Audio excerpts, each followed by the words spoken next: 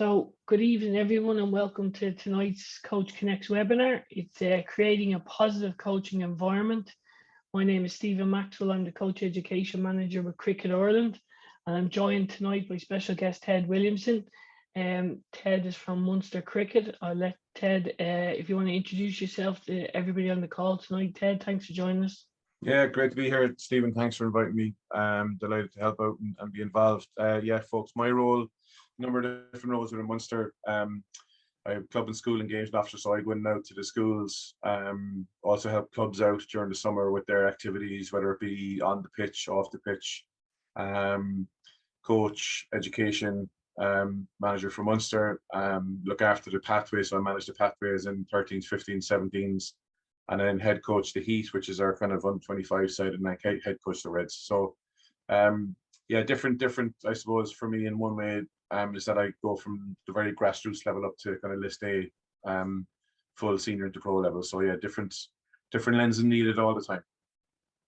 And I suppose that's fantastic for tonight's session, Ted, because you're going to cover the questions asked by our youth coaches as well as our adult coaches, because you have the experience at all grades. So that's fantastic. Thank you. So tonight, what we're looking at are learning outcomes. So by the end of this webinar, hopefully everyone will be able to define the key aspects of what a positive coaching environment looks like, distinguish how they can change depending on age and or skill level, and formulate your own coaching philosophy to embody your coaching environment. So they're the three learning outcomes we're hoping to tick off by the end of this evening. So what we'd like to start with tonight is get to know everybody who's on the call at the moment. So if you could take a moment just to type into the chat, and what level do you currently coach at? So are you at schools, clubs, provincial unions, regional or international levels? So if you wouldn't mind typing it in, we really appreciate that.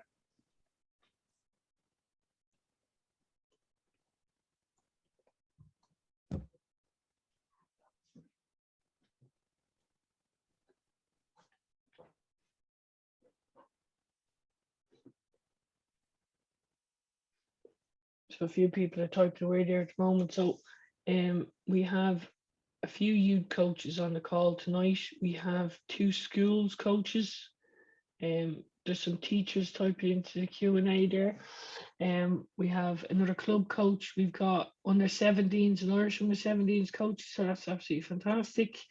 We've got someone coaching 5th and 6th class in a primary school with the Phoenix First team. So thanks very much for joining us tonight, everyone.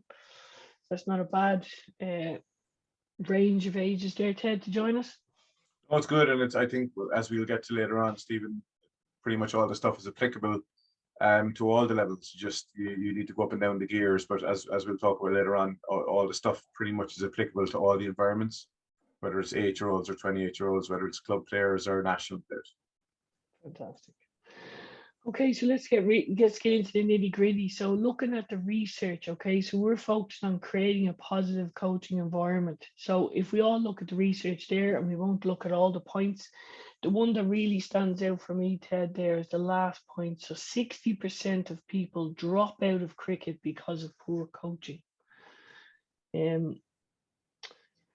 What's your thoughts on that, Ted?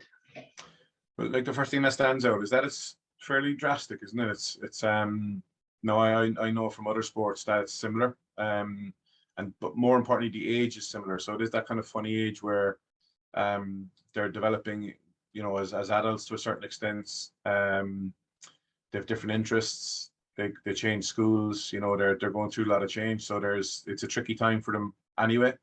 But that's why at that age it is so key for us to, as we talked about and we'll talk about, creating an environment where bottom line is they want to come back next week, because if they want to come back next week, your job is done to a certain extent, you know, because then you can fill in the blanks in between. So it is something that we can work on. I think there's no doubt about it. And again, we'll talk about that, I think, as we go on. Of course, yeah. And I suppose it's just creating the awareness to get us going tonight. So as you can see, the biggest dropout rate is 15 years of age, and that's at boys and girls level. So moving on then, so I think a big thing when it comes to coaching then is that it's not about you, or it's not about us as coaches. All right, it's about the players that's coming into our environment. So that's why we're there in the first place. And I suppose when I think of coaching, and when I speak to coaches all the time, I try to emphasize that you're more of a facilitator rather than a coach. You're there to facilitate the learning of those that come into your environment, and try and make it as fun and learning as possible.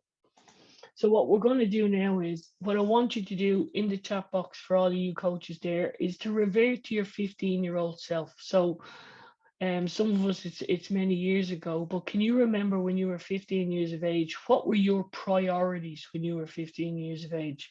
Why did you play sport, and what were your priorities? If you wouldn't mind typing them into the chat function.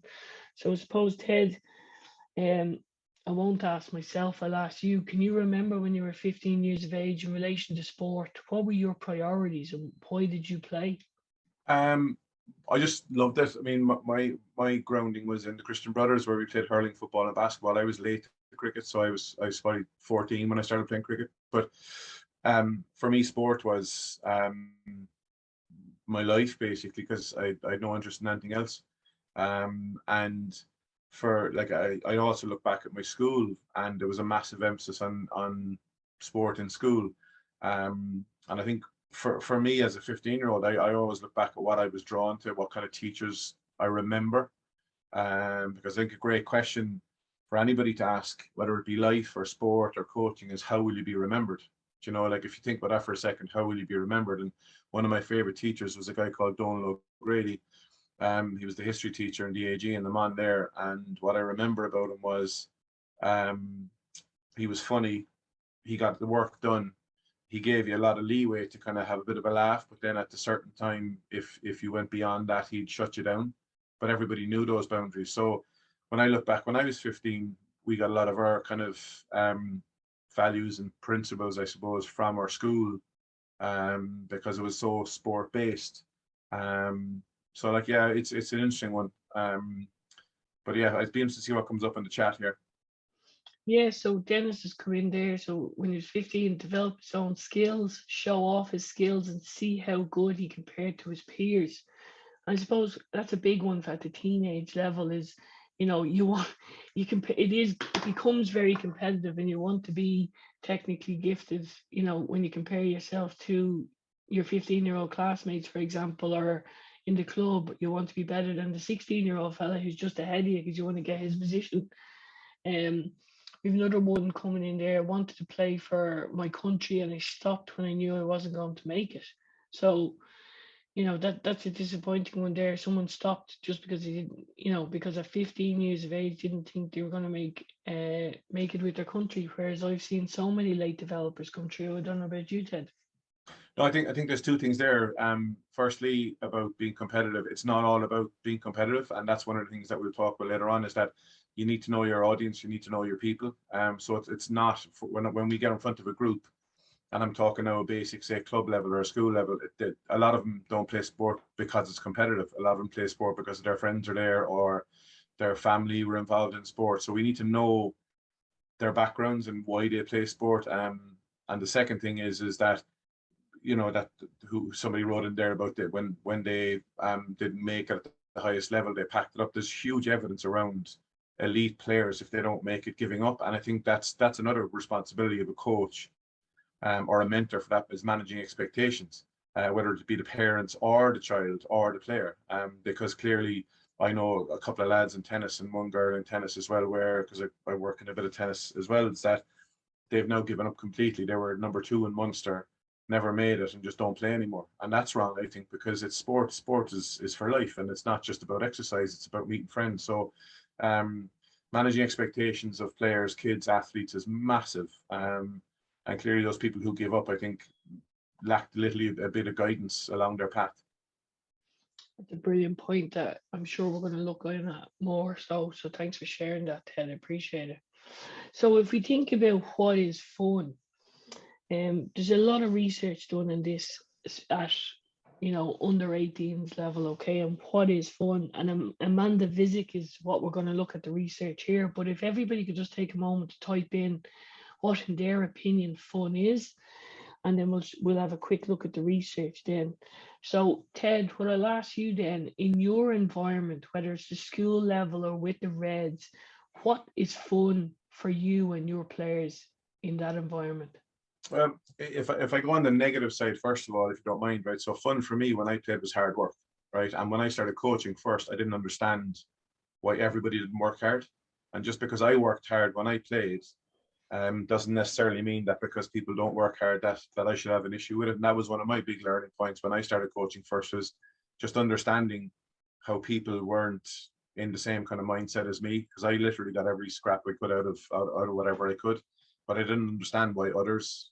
So fun for me when I played was hard work. It was all about hard work. But for us, if I look at the schoolyard and if I look at the Reds, which is again your two opposite ends of the spectrum, there's plenty of laughing at the right times. We work hard. Even in the schoolyard, it's all about getting lots of reps. The work hard will look differently from Reds down to kids. We talk about having a purpose. So I was even talking to 8-year-olds the other day about risk management on a schoolyard. Do you hit the ball in the air? If you do, where should you hit it? Is it worth hitting in the air? All these kind of things. And the same thing with the Reds, it's purpose. And a big one as well is just general behavior. I think if you're going to have fun, the general behavior of the group has to be aligned. And people, again, we'll get to that in a minute when we talk about it, but I think alignment of behavior is massive within a group as well, whether it be 8-year-olds or 28-year-olds. Fantastic insights there, Ted. And in fairness, you started off with possibly a negative, but hard work, I always find, can be an awful lot of fun as well, if everybody's willing to do it. So if we look at some of the research, the very first one there, Ted, in relation to what fun is trying hard. So you've ticked the box. Number 3, I think, for everybody on the call tonight is probably a big one: positive coaching. So people or players come to our sessions if the coaching is positive. So that's number 3 on the list in relation to research. The other ones there, learning and improvement, having the opportunity to practice, playing the actual game is on the top 10 list there. I see Dennis has wrote into chat about having the chance to win. Like yourself, Ted mentioned laughter, testing the skills, and the opportunity for everyone to have an opportunity at batting, bowling, I think is so important as well. Some of the ones in there, see number 10 is team rituals. So that could be, a team that goes along with it could be a theme song. It could be the handshakes at practice and stuff like that, depending on the age groups you work with. So that is fun. And as you mentioned, Ted, hard work is number 1. So well done. So next up, we have another task to get everybody involved again tonight. And I suppose we've touched on some of the points here. But what does a positive coaching environment look like? What does it feel like? What does it sound like? If you could take an opportunity to type it into the chat there, we'd really appreciate it. So while they share, Ted, what does it look like in your schoolyard on a weekly basis? What does it feel like? What does it sound like? Just to give you a live example, so I started in a school, a brand new lot of schools 2 weeks ago, and the first thing we do is we play games. So we don't do drills, we don't do catching and throwing. We are straight into 3 separate games of pairs cricket. I give them very, very basic rules. And one of my personal goals is that everybody is active within 2 minutes. So the rules, what I find is that in any environment, whether it's Reds or whether it's schools, some players listen, some players don't. That's just life. But the players who listen will understand, and then other players will learn from them. So that the games get going really, really quickly. And you then kind of veer into 2 different roles, which is trying to help them understand the game and their role within the game, and a cheerleader. Because again, you've kids who get upset quite easily, you have kids who don't hit the ball, you have kids who are laughing at kids who don't hit the ball. So you're managing all these different kind of emotions within trying to teach them a game of cricket. Some teachers will get involved, some teachers won't. That's just, again, the job. But in general, if you were to, I suppose, look at something that I would run, and I'm not saying that I'm still learning myself every day, genuinely learning about kids and how they operate. But there's loads of noise. Everybody is doing something. and they're all getting a chance to do different jobs. So within a half an hour session, everybody will have experienced bowling, batting, wicket-keeping, and fielding in different positions. Lots of laughing, me cracking a few dad jokes, which are meant to be brutal anyway. But as I said to you, once the games get going, you veer into little chats with them saying, try this, or what do you think of this? And then you become a cheerleader as well. A good shot, great balance, great hit, unlucky, praising effort, praising what you can, I suppose. Fantastic, yeah. And I suppose we've got some good ones coming in here. So from Dennis, looking organised, focused, and busy. All like everyone's tuned in, listening, everyone's involved. Sound wise, busy in terms of players' communication, cheering, as you've mentioned, in-game discussion, and I suppose an important one, less of the coach's voice. Kevin coming in there again, lots of participation and open communication from everyone. So brilliant points there, everyone. So thank you for sharing. And one other one before you move on is what I try and do, and I'm brutal at it, I'll be honest with you again, is names. I'll try and go around and try and get to people and say, what's your name? How are you getting on? You know, and trying to get around to as many people, many of the kids as you can within a half an hour, because that's really important. We'll get to that later on. I suppose it's a great way of connecting with everyone as well, especially in your new school environment. Yeah. So just moving on from that, then we have a definition of here of what a positive coaching environment is. So the foundation from which players can learn and perform, and it allows coaches to focus on developing the individuals within the team. So that's just one I've kind of plucked from some research done in relation to positive coaching environments, Ted. But in terms of a definition of, in your own words, what a positive coaching environment is, could you simplify it or put Yeah, it I in kind of went down a different route here, Stephen. I just kind of plucked words rather than going a big kind of buzz one like this. I just plucked words that I felt were important in this kind of an environment, and I kind of went along the lines of safe, fun. Sharing was an important one for me, is that people share knowledge, share bats, a simple thing like sharing a bat if someone else is like that, having that kind of sharing mentality, sharing information, whether it's read stuff or whether it's kids helping each other, being honest with people, caring.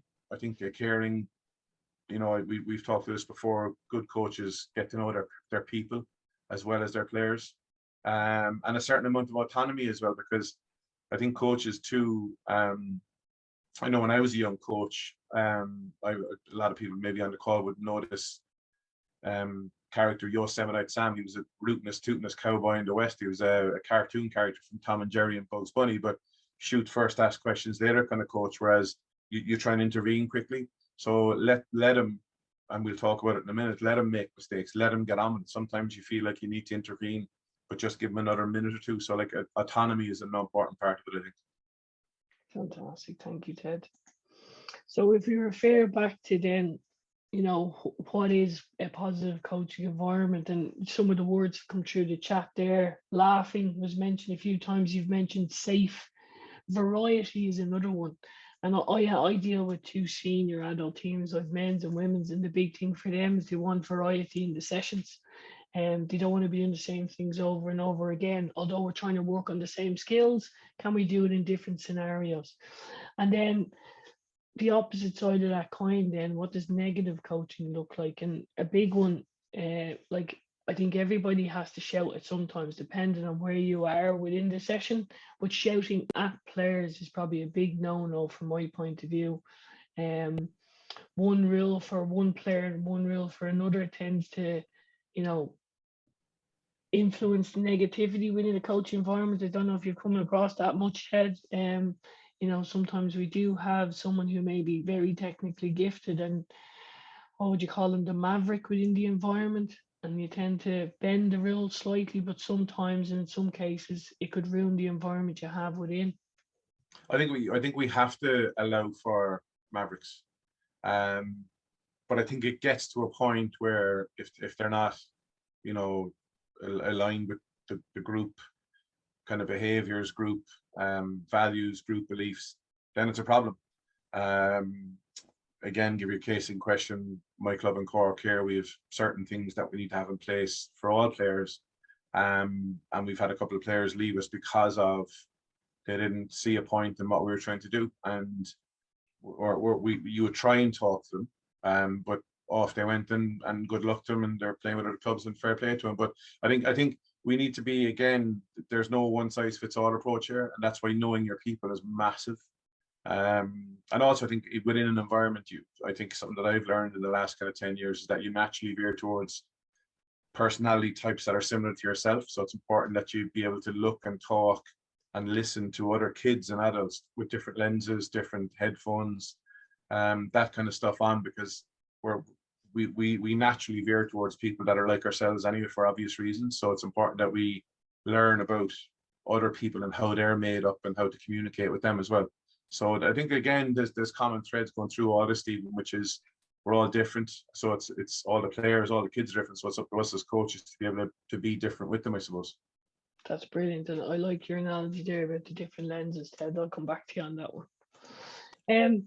So I suppose that kind of brings us on smoothly to what a coaching philosophy, and then, people on the call, the question I'll ask you tonight then is, do you have a coaching philosophy? What underpins your coaching philosophy? Like mine, and like Ted's going to explain in a moment, it has changed or evolved over time. And then the big thing then, it's great having a coaching philosophy and it's written down on paper. Do you believe in it, and do you communicate it on a daily basis? I.e., do you live your own philosophy? So on the right-hand side there is just an idea of how you can put a coaching philosophy together. So think up of what is your why, how you're going to coach, and then what are the values that are most important to you on a daily basis, and try and put them together into one coaching philosophy. And I think, Ted, we're going to share your one first, and I'll let you explain. Yeah, before you look at that, can I just explain also that there was a really big gust of wind when that picture was taken, and it don't actually look like that. So there was a gust of wind came up underneath the t-shirt, and yeah, you maybe look like a darts player there, Stephen. Thanks a million for that. No problem. Appreciate it. Yeah, thank you. Yeah, I think just maybe give people 30 seconds to read it.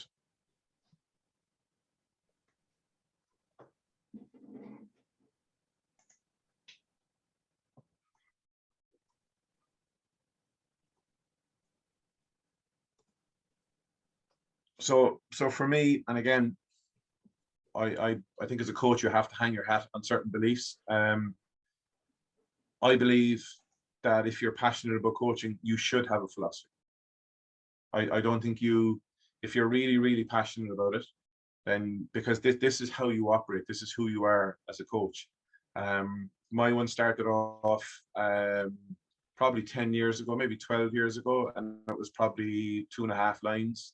Then it got a full page. Then it came back down to maybe half a page. And then as you learn a little bit more, you kind of start finding out more, I suppose, being more aware of your own beliefs and your own values as a coach. So these are things that I believe in and I live every day. And I'm proud to say that I live that every day. And if anybody says, oh, that's a bit cheesy, couldn't care less. Like this is who I am as a coach. I actually made a change this year to it, where I had fun at the top there, right? And the reason I changed it was that, so when we talk about fun, let's say with adults or, Reds players or Heat players or whatever that may be, fun for kids is different. Fun for adults could be a challenge of a certain constraint or two that you put into a practice session. Fun can be doing speed work on the slinger or the bowling machine at 90 miles an hour. But it's more that they enjoy. If they enjoy whatever they're doing, it's only a play on words. But for me, it's more rounded around 8-year-olds to 28-year-olds. But these are all things that over the years that, as I said to you, and it'll change again. I've no doubt it'll change again. Towards the start of my career, I was very technical. And I'm finding at a certain stage now that it's probably less technical and more about making the player aware of their strengths and how it fits into the game. Even at, a small kid, sometimes the smaller kids in schoolyards will, see they'll be in awe of the kids who can whack it, and you start talking to them about, but you don't have to whack it to get runs. You don't, you just hit it into the gaps or tip it around the corner. So like that not everybody is gifted as someone who can hit a ball. Not everybody is gifted, around people who can bowl fast. But they will have strengths, and it's about making them aware and giving them beliefs around that. So, yeah, I'm happy with this. And as I said, the probably thing that I'm most happy with is that I live it every day. I suppose some of the words that kind of stand out for me, Ted, and obviously I only met you for the first time back in October, and honesty and trust, that rings true in your daily life. So you actually do live your coaching philosophy, and that's me looking from the outside. And then I love the fact that you have process in there as well, because everything is a process. Like everybody, the player will think of the outcome, but it's very important that us as coaches kind of get them to stick to the process, and that's what's going to get them through things at the end. So love it, and I'm so glad you live it as well. Thanks for sharing, Ted. I suppose while we're sharing, I suppose I had to share my philosophy. I suppose the big one for me when I was a player, I always wanted to know, well, why are we doing this? Why is the coach asking me to do this? So that's something that I've always tried to transfer across to the players I work with, and even the coaches I work with. So the most important thing for me is that everybody understands that there's a reason behind everything we do. And if everybody understands the why, the buy-in becomes far simpler for everybody involved. So that's what's very important to me. And then obviously we're going to touch on player or person-centered approach in a moment. For me, empathy is so important. Having the courage to be honest, and then appreciation for all the hard work that everybody's actually trying to do, irrelevant of what the outcome is. So moving on then swiftly, it's a very bare kind of slide, I suppose. We have person versus player centered.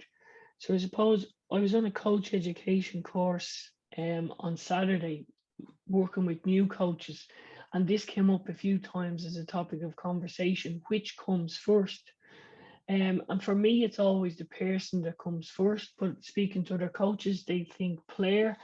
Ted, if you don't mind me putting that to you, in your own mind, who do you think comes first? Again, the inexperienced Ted was player, without a doubt. I dipped straight into, and not even player. I go as human nature. Some of the things that we need to be careful of as coaches is that when we look at a player, look at a boy or a girl batting, let's say, that we don't go straight into judging them straight away as in what they do bad. So they just look at them, just observe them, and then we can start looking at what they do well and what they do, something that we could help them with, I suppose. But I used to go straight into that, and it kind of got you to a certain place. But I think as you get older and more experience in coaching, you understand that it's the player for a person first, without a doubt, and you will have more impact with a player. Again, I can give you numerous examples of any environment where if you've trust there, you can work on anything really. And sometimes I've had in the past to talk to players about stuff that they didn't really believe in, but they trusted you, and because that trust was there, then they kind of went down that rabbit hole with you, I suppose, around a certain skill or a role, let's say.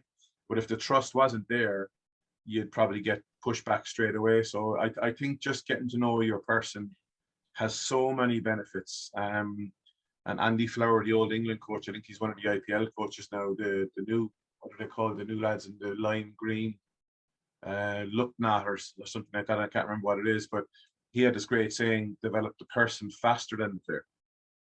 So you're constant, and when they say develop the person, you're talking about building up resilience, helping them deal with failure, helping them deal with success, helping them understand when they're on receive, when they're not on receive, as in when they're ready to be coached. Some days players come in and they're not ready to be coached. Something might have happened before they come, or they're thinking about something after a session, or with kids, they're just come from a rugby session into a cricket session. So all these awareness levels of your person is going to make you a better coach, because you're going to be able to coach them, I suppose, whatever needs they have on any given day. That's brilliant, Ted. I don't need to say any more on that. Lots of key points to reflect on there, so thank you. I suppose then when you think of the person or the player, it's very important of getting the information across, listening to the coach. So communication plays a key part in all aspects of that, Ted. So like, how important is communication and how you communicate in the schoolyard or with the Reds or in other environments? Yeah, and it's massive, and communication will take loads of different forms anyway. Like to me, I communicate through questions for the most part when I'm coaching.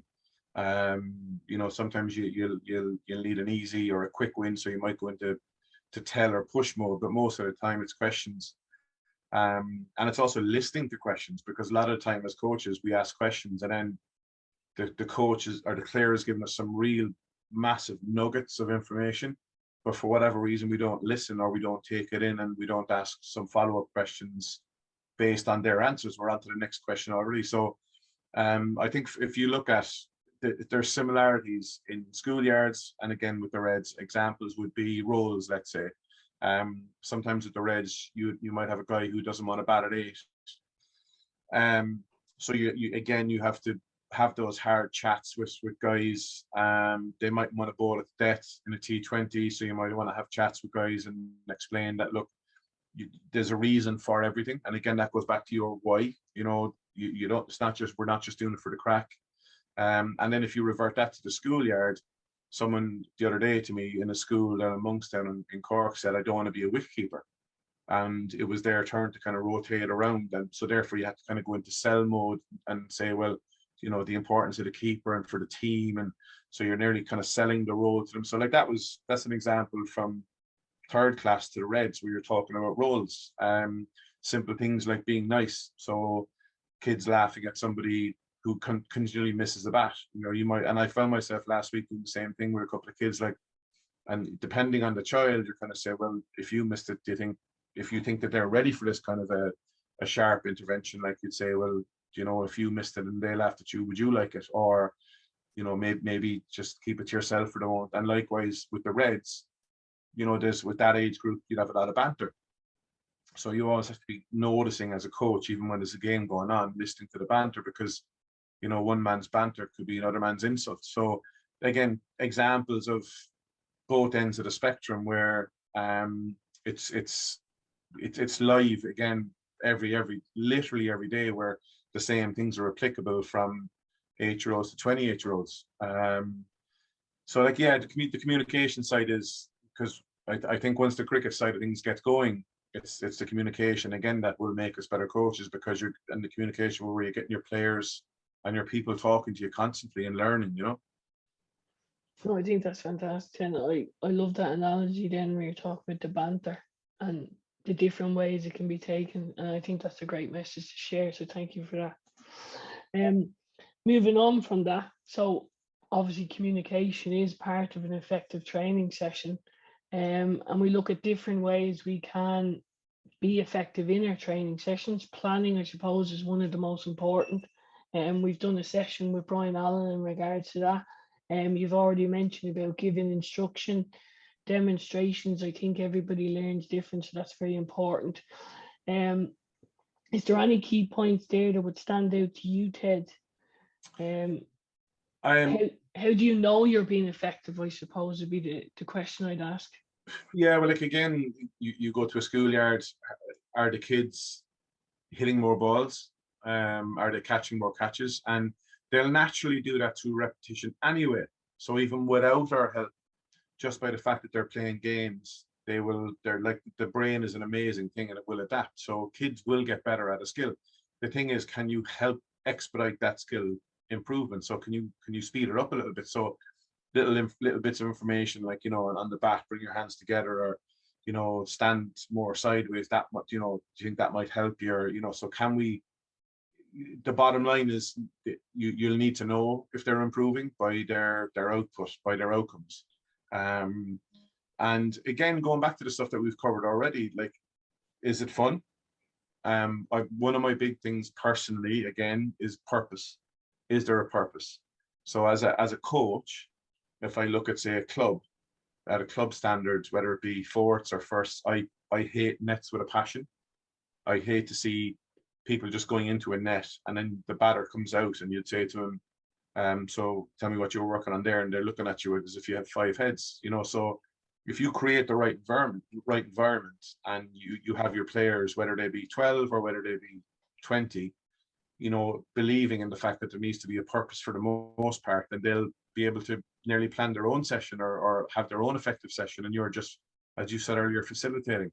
So purpose is massive. And then the big one for me, which again took my coaching to a whole new level when I started doing it maybe 10 years ago, 12 years ago, was reviewing. And reviewing the player's performance and reviewing my performance, because that will then shape how the next one goes, the next one goes, the next one goes. So the most important thing is that people are aware of it. If you're aware of it, then you're winning straight away. That's brilliant, and I suppose that's a key point. Not everyone is self-aware, so hopefully those that are on the call tonight can take that away. So thanks for sharing that one, Ted. I suppose we've touched on this earlier on in the webinar here, Ted, about talking about player behavior and how we can improve it, or how we can, you know, how we can model behaviors and kind of work with mavericks in that regard. I suppose having the right team or club language is very important. You know, you might have players coming from different environments and they use different language. So your wording is very important. Noticing good behavior is something I try to stand out on in regards to my coaching. So if someone is showcasing good behavior, use that as a role model for the group.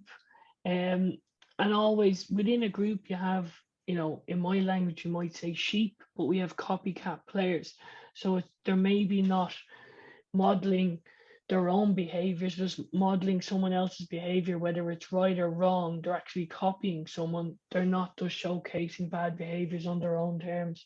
And we spoke previously, Ted, off call, and you talked about building in chat time. Would you mind elaborating on that for the group, please?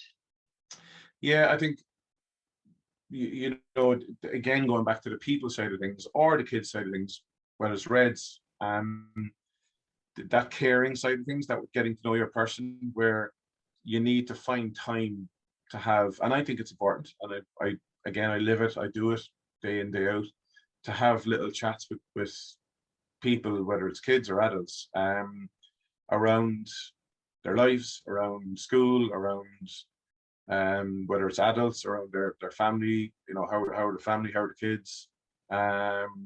So for like those kind of ones are gold dust, because sometimes players will open up to you about stuff that you mightn't even wanted to talk about. And that's again that trust part of it, where, you know, as a coach, sometimes you're a dad, you're a mom, you're a sister, you're a brother, you're an uncle, you're an aunt, you're a sports psychologist, you're a nutritionist, you know, so these little chats, these little kind of, and they could be over like at a break, they could be at the end of a session, they could be in the middle of a session if you're doing a bit of fielding with them or whatever it may be. There could be really powerful stuff come out within those chats, whether it's cricket or just people stuff. So I think we need to make some time around having those little chats. Andy Flower again, I mention him because we actually had him on our level 4. He presented to us and he came in and he was really honest, and he was really honest around mistakes he made when they lost the Ashes 5-0. And it was really powerful. Like, as a coach, being able to disclose stuff is huge, because again, it shows that you're putting yourself out there and being honest with your players. So therefore your players, for the most part, will be honest back with you. So anything could come up in these little chats, anything. So I think if you genuinely care about your players as people, you'll make time, even if it's 30 seconds, literally, even if it's 30 seconds. They're huge, massive part of my coaching routines. That's fantastic. That's a nugget. I've taken a few notes on that one from my own coaching, Ted. So thank you for that one.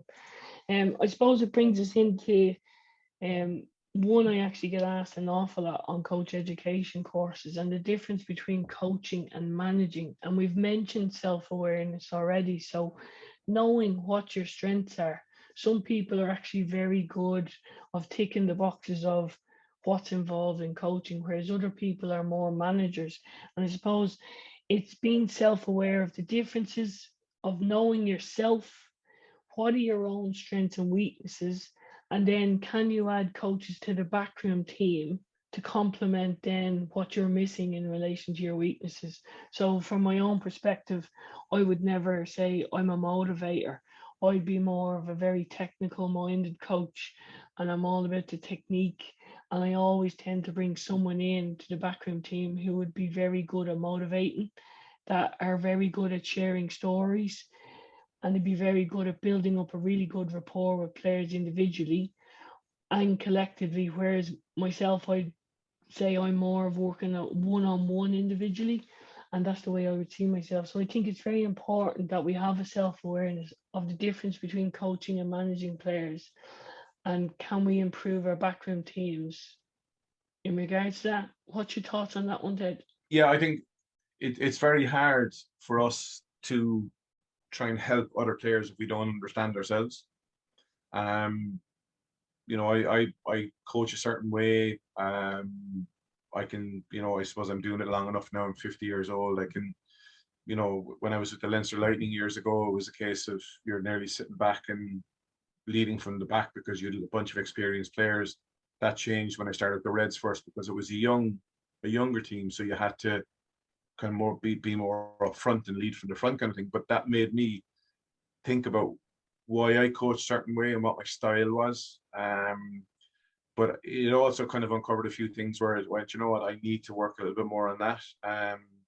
I need to. So, for instance, I didn't really bowling coaching going back 15 years ago. It's something that I wasn't particularly good at, because I didn't put myself out there to coach it. And I just went to myself, look, if you're gonna go anywhere, you're gonna have to become a good all-rounder as such. Like batting would be a main skill for me. Coaching, you know, as a head coach of a province, you have to kind of have all these different roles anyway. But you need to look in the mirror and say, well, firstly, what am I good at? Why? And most of the time that will be how we're hardwired up as people anyway. But having those really honest chats, like that was really powerful from you there to say, you know, you lay bare what your strengths are, and that you're actually honest enough to say, I'm going to get people in around me. Some people will be intimidated by that or wouldn't do that because they would see it as, oh, I might get shown up here as not being a motivator. But you're saying what's best for the environment is getting someone in that can complement my skills and I'll complement theirs. So, but we just need to be more aware of ourselves, first of all, what our strengths are. Attention to detail is something that I'm working on all the time. So like learning about statistics, you know, is it for everybody? It's not. It's 100%, but it's important that we have the information and the to be able to give to players at all levels. So I think it's time, you know, take the time to sit down and actually write down, which is something that I did myself. What am I good at? But why am I good at it? And then why do I need to improve the stuff that I need to improve on? Brilliant, Ted. I suppose what we've touched on there then kind of leads well into what's next and keeping players motivated. And as I've mentioned, and I'm very open and honest about it, it's not my strongest point, and it's something that, you know, I actually find difficult then trying to bring someone in from the outside, because the big thing when you're bringing in another coach is, do you have that trust? And you can't just bring anybody, because you want to make sure, you know, you're after creating an environment. Are they going to add to that environment as well? So, you know, do we know our players? If we know our players, it comes back to person-centered, which we were talking about earlier. I suppose if we know our players, it becomes far easier to motivate them. Is there anything there that would stand out for you that you use in your coaching toolbox to help you motivate individuals or the team collectively? No, I think they're all important, to be honest with you. But I think it's one of those ones where, again, you need to know why they're there. You know, whether it's a schoolyard, whether it's a club session. You know, with the Reds, we have guys who want to play for Ireland, who want to play for the Wolves. And that's back to your kind of, somebody said at the very start about they wanted to play for their country and they packed up when it didn't happen. So, you know, you might have to motivate players in a different way. But like, I suppose one of the beauties of, if you look at my own club, for instance, Harlequins, and it's mirrored quite well as well with the Reds, is that it's all about the team. And sometimes it naturally happens, and sometimes you have to work at it. You need to have those one-on-ones. It says there that, I think your last one on the right, talk to every player one-on-one. Sometimes you need to make players aware that, look, that behavior, it's not really fitting in with, but can you understand why? And don't just say it, you've got to explain it, you know. But you need to find out, and I say need, why they're there. Some guys are just happy to wear the jersey, you know, whatever team that may be. I've gotten the squad, I'm happy now, you know. So read an example last year in our heat squad, where a lad was, again, a bit like that. No, he was just happy to get the tracksuit, but was well capable of being a much better player, but he just didn't really believe in it. And so again, these little chats that we talked about, you know, 5-10 minutes ago, whatever it was, you need to find out why they're there in the first place. Obviously in the school, they're there because they're in school, but more so for club sessions when you're dealing with kids or adults. Like, and this is where those chats come in. Why are you here? Not, you wouldn't ask it like that, but you need to be kind of like an investigative reporter, very simply, and try to find out why they're there and what their expectations are, because then you can again look at what motivates them. Some players you need to motivate more. Some players would run into a wall for you without even asking them. So that's why the beauty of knowing your people is that you can't just shout and roar at people as motivators. Before matches, for me, I would motivate people if I needed to, with little quiet chats on their own in the middle of a drill or something.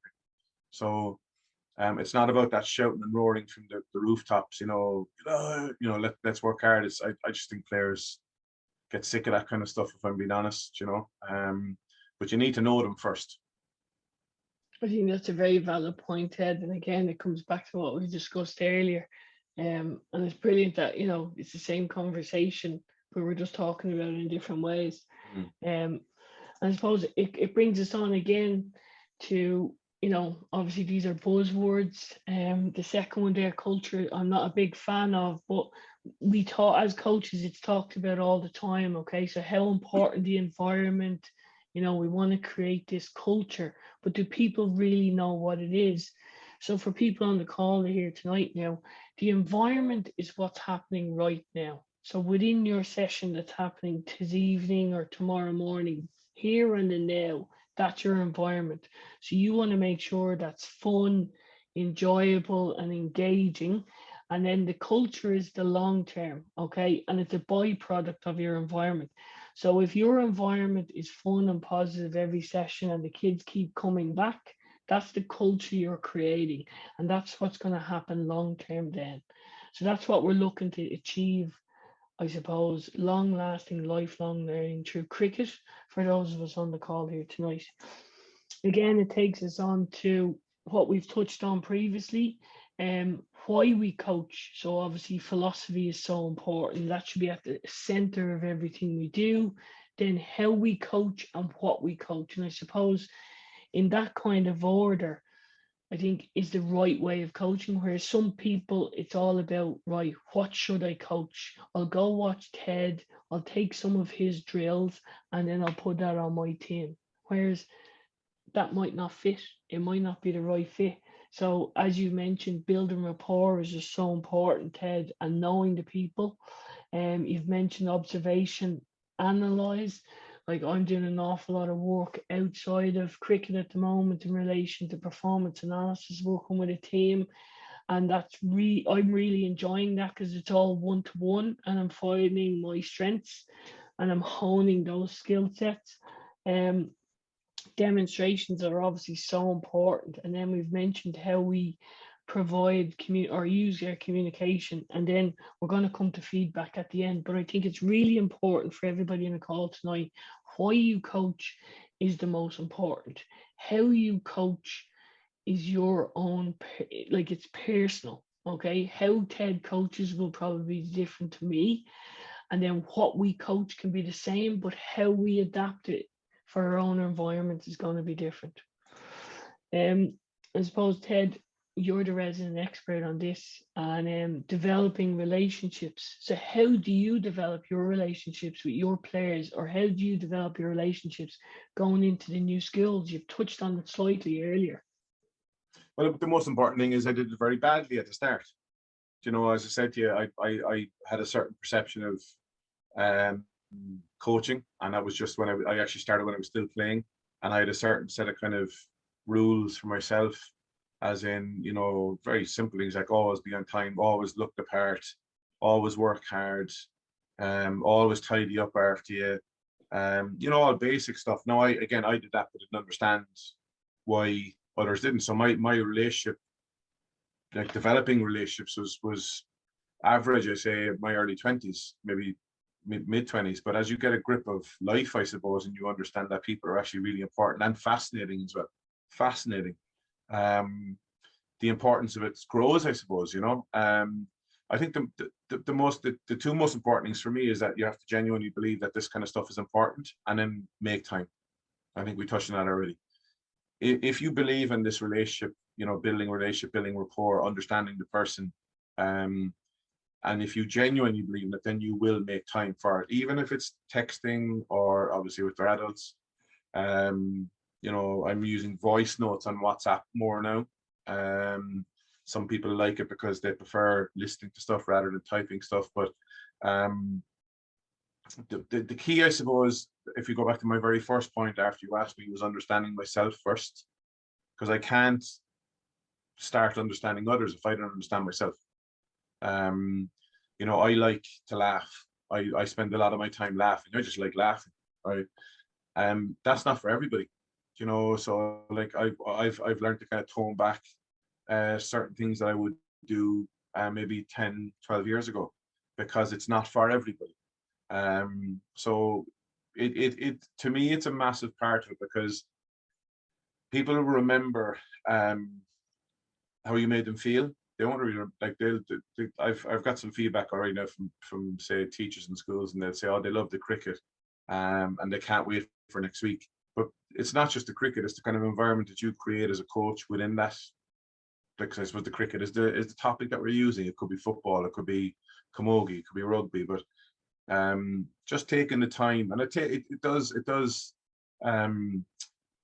take a little bit of experience and learning it and failure. I mean, I made a hames of plenty of things in the past and got this relationship stuff wrong, as in, you know, trying to really get in too deep too quickly, and nearly, you know, people push back and put barriers up because I was too keen to get to know them and their story and that. So it needs to naturally come out, but I think that comes over time once you build up that trust. I suppose the one key point I'm going to take away from that, Ted, is that you're always open and honest. And I suppose, you know, everybody has to take it or leave it. Then if you're being honest with everybody from the get-go, it's a great way of starting a relationship, and then obviously building it long term as well. And then I suppose it brings us on to the next point then in relation to mistakes. And I'm going to bring you in a moment, Ted. I actually done a coaching course, as I've mentioned, on Saturday there.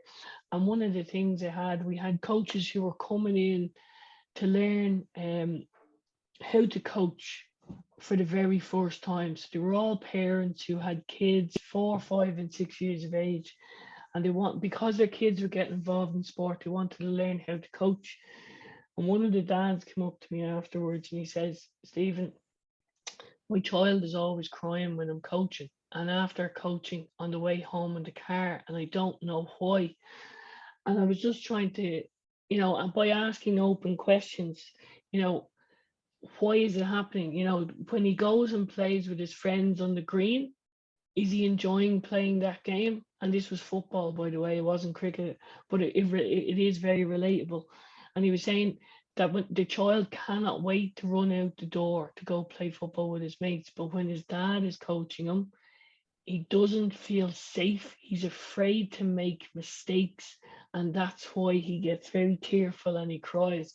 So I think our environment is so important. And I think by the end of the conversation, it was like a light bulb moment that the parent finally realized that he wasn't creating the safe environment, that he was putting an awful lot of pressure on his child. You know, this is the way you should do it. This is what I want you to do. Whereas go and participate, go and play, make mistakes, and learn yourself. I suppose, how would you encourage mistakes in your environment, or how do you make players feel safe within your environment? Well, I suppose the first thing is I'm not afraid to make it myself. you know, because I can't ask others to challenge themselves and get out of their comfort zone if I can't do it. So like before we came on now tonight, I haven't done it like this before, and I've never been on a webinar with Stephen before, so I got a little bit of a flutter. So I'm slightly out of my comfort zone even at the start of this, and then you kind of, as the few minutes go on, you kind of, you know, this isn't so bad. You know, it's not actually as nerve wracking as I thought it might be. And I'm just being honest with you. I'm not going to come in here and say I should have, you know, put the shades on and I know everything. I don't.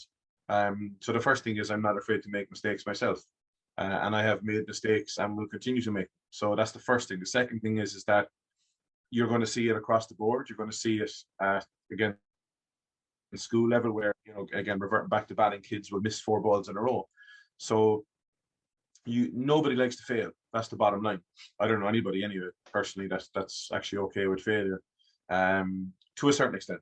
So the first thing is how can you fix it really quickly, because you need to get them back on side again. So for instance, what I might do is I might take over the feed in one of the games, so make sure that, so we had a kid in one of the schools last week who literally couldn't hit the ball.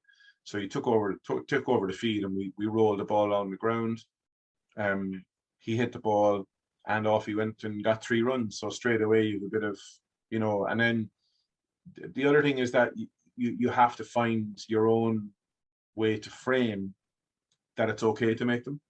It's actually okay to make them, because you learn so much for them. I remember Harry Tector, when we had Harry with the under-19s, and he was always pushing himself out of his comfort zone, always, to the extent where you'd nearly say to him, Harry, listen, come on, take it easy there, will you? You're pushing a bit too hard. But that was his way of learning. So even at, again, taking it to an adult level, setting up certain constraints, certain things that players can't do. Argument's sake, the spinners are on, we're doing a scenario, you need 6 runs and over, but you can't hit the ball in the air. Oh, but we want to hit the ball in the air. Yeah, but you can't. But then you have to explain why. You have to explain the why. What's the point? Because you've players kind of go, what's the point in this, like, you know? So you have to kind of go into and give them a bit of context around what the purpose of the drill is and why are we trying to do it. And they go, oh, okay, fair enough. Well, then failure becomes easier. It becomes easier to accept. But there's no doubt about it that at any level, if they're, and you have to be careful with this one as well, I think, because you can't just go in now and have a 12-year-old facing 60 miles an hour in a bowling machine and missing 100 balls and say, oh, he's failing or she's failing. It's grand. It's not. You have to manage this as well, because you need to have them have some success at some stage to get a bit of self-belief back in. But yeah, it's a massive part of getting them to learn. There's no doubt about it. But the main thing with kids especially is saying to them, you know what, it's okay. It's actually okay. No, that's brilliant. And I suppose the sports psychology term that they use is psychological safety, and it's very important for the school kids and, you know, say under 16s, maybe sometimes under 18s, to feel psychologically safe in your coaching environment. That's so important. And thanks for sharing that, Ted. And then moving on, then we've got, so preparing players for a training session. So I don't know about you, Ted, but usually I might only have players for 4 hours in a week. How do I get more across to them? How do I keep learning going post-training? How do I make sure players are coming focused and ready to learn, because we only have 4 hours possibly in a week or 8 hours? So for possibly 14 years and up, I kind of get them into a habit of journaling. I don't know if you've used it before. I have 3 journals on the go for the 3 different teams. And what I do is when I'm arriving at training, I'll sit in the car for 2 or 3 minutes. I'll write down everything that's on my mind, get it out. And by fact of actual writing, I'm able to just vent it all down on paper, and then I can go and I can be as positive and as open as possible. Whereas if I carry those problems with me into a training session, it could change the environment, and the players are finding nothing but benefit from it. Some of them have tried to text it into their phones and they don't get as much benefit. So actually the physical aspect of writing down anything that's playing on your mind allows them to become more focused in their training. Another thing we use through the WhatsApp groups, we share the session plan. so everybody knows what's going to happen. They know what time to arrive at, they know what time it's going to finish. And I suppose if you're dealing with the underage players, parents love to know, when can I abandon my child and drop them off for TED? What time do I have to pick them up at? And it helps them develop routines then. And players, I don't know about you, but players in my aspect and experience, they love routines. And then obviously, is it a quality session over quantity? So can we get quality in 60 minutes rather than just throwing a session together in 90 minutes? Is there anything you use in your own time, Ted, to help your players prepare for training? Again, there's loads of different methods of doing it. I think the most important thing from, again, we just use 8-year-olds to 28-year-olds, is that it doesn't really matter how you do it or when you do it, but setting up a session is really important. So whether it's your 8-year-olds in the club saying, right guys, today we're going to work on high catching. This is a skill used in during when a shot is hit up in the air, whatever it may be.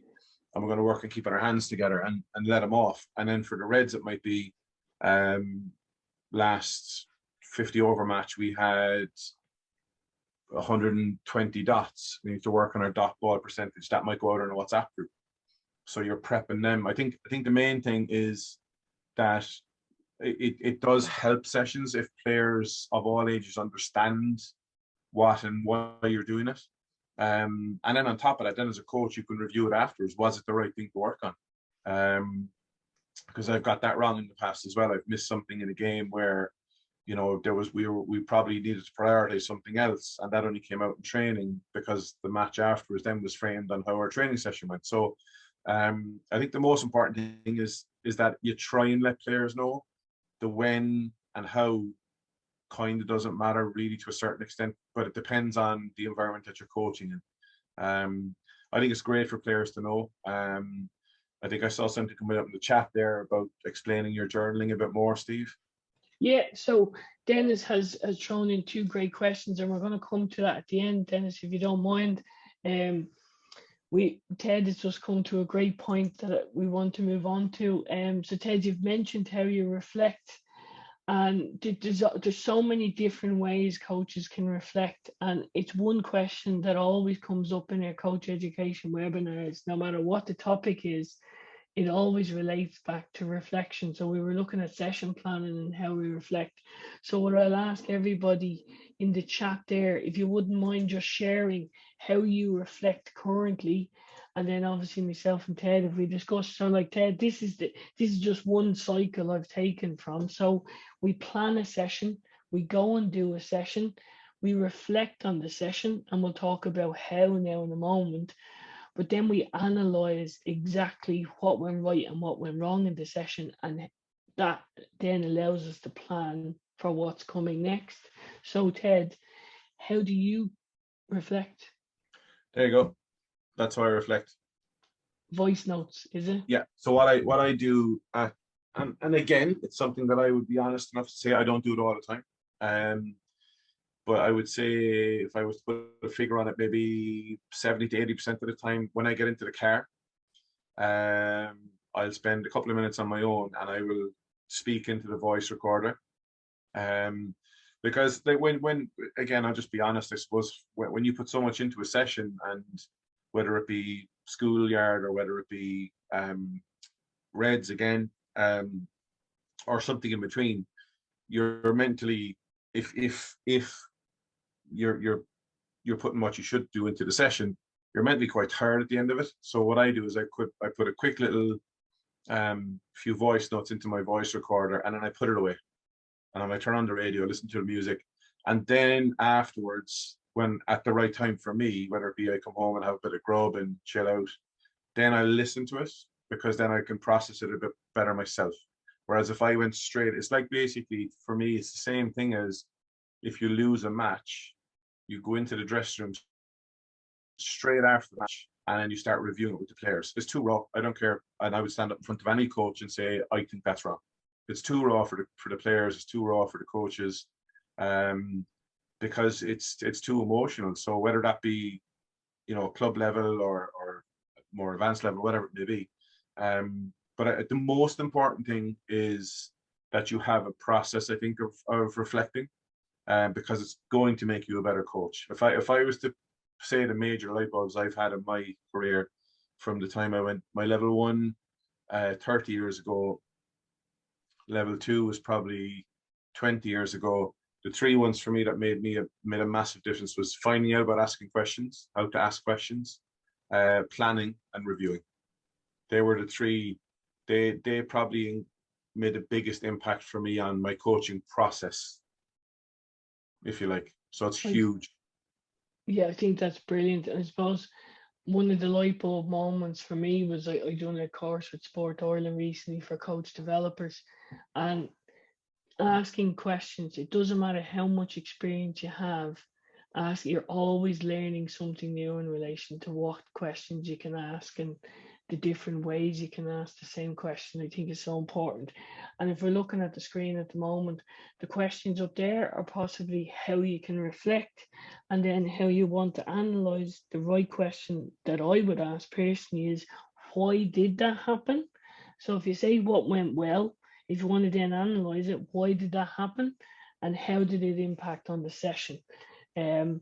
And then obviously, if you're able to get your reflection piece correct and you analyze it, then your session plan for the following one brings on your next session and brings it to another level. And then again, it makes it more personal for the players as well. I suppose when we talk about reflecting, then that's us reflecting on our own sessions, Ted. But how do we get feedback off the players? And I'm just going to share on the screen here is how I share, or sorry, how I get feedback from my players. So obviously I'm dealing with adults at the moment, so I use a quick and easy Google form. The players can do it in their own time. It doesn't have to be directly after the session. And you know yourself, like we have 40 players at the moment, so it's really hard to have a quick discussion after the session. Okay, how did it go for you? How did it go for you? So what we do is we just get them to answer 3 questions, and they say, we ask them, what would you stop doing? So what's not currently working? So if we did a session last night, they would type in what didn't work in that session. They'll answer, what should we start doing? So something we're not currently doing in our training, will it have a positive impact? And this is coming from the players, so giving them a bit of ownership. And then obviously from a coaching point of view, what should we continue to do? So what's really going well? What do players enjoy? What's fun? And we'll continue to do that. Is there any other ways you get feedback from your players, Ted? Again, not breaking the record again, but it's about the people. So for me, it's about kids are up to a certain age. I'm talking to a teacher the other day about this. I think it's great when they're at the stage where they haven't developed a filter yet, so they're just honest. So I go up to a child in a school 3 weeks ago. Are you enjoying it? No. Why? It's boring. You know, I love that real honesty bit, that it's you know, there's something wasn't working on that particular day, and then we kind of had a little bit of a score. What was boring about it? And oh well, I only got 5 chances to hit it and I missed it. And this is part of the challenge of coaching in a schoolyard, is that you're trying to look at 25 to 30 kids and trying to make sure they all have success. So that the kids are easy. They're just, for the most part, just tell you. With adults and say teenagers, I think you have to find a method with them. Some people will like to talk to you, some will like to over the phone, some will like email. So I think you have to find what suits each person, and the time to suit each person to feedback. But again, I go back to my point, was what works for me is if you build up that trust, not only will, like I've had to give plenty of bad news to players who haven't made World Cup squads over the years, or haven't made Reds teams and all that kind of stuff. And if you build up that level of trust, they mightn't like it, but they'll take it, if you know what I mean. And then you can have chats afterwards with them. So the most important thing is that if you, the trust thing should be two-way. They should be able to tell you, and you should be able to tell them. If you have that trust built up, I remember asking some of the Lightning players, we did a practice once out in North County, just give me your thoughts on the practice, lads. And they went straight in and said, well, that was pointless. That was absolutely pointless. And I said, okay, well, could you just elaborate on why? And we kind of had a discussion around that. But the fact that they were able to say that something was pointless, to me, is gold dust. Like, we're just having a conversation about it. So going back to knowing your people again, but it doesn't matter, again, if you have your way of doing it, I have my way of doing it.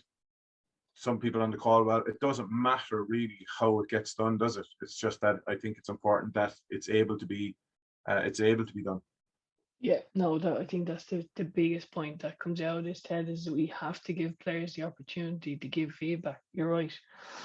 And I suppose if we think about everything we've just gone through over the course of tonight's webinar in relation to building a positive environment, how do we build that environment? So Ted, you've touched on this so many times tonight, and I think it's brilliant that coaches on the call and those who will watch it back on YouTube have this to see, that it should be a person-centered approach. The points that stand out for you, is there anything in particular that you'd like coaches to really take away from tonight?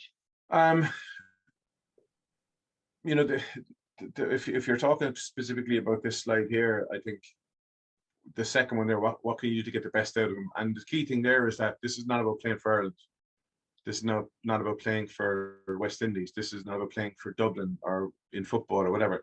It's there's a definition of apex. One of the definitions of the word apex is the highest point of achievement, but that could be at any level. And that to me is the key thing, is that achievement could be a kid just coming to a cricket session, forget about the skills, or because they don't like contact sports.